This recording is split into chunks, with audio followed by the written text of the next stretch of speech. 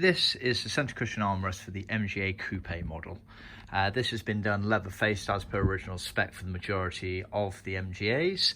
We can also offer in full vinyl or full leather. Leather faced is fairly simplistic on this piece. Basically the top part here is leather, surround and retainer are vinyl. Piping is always leather cloth.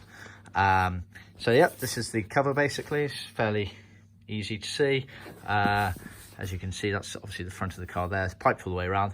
Unlike the Roadster, where the Roadster has a pleat going down here, the MGA Coupe was always plain. We also supply the foam there, which is tapered, as you can see.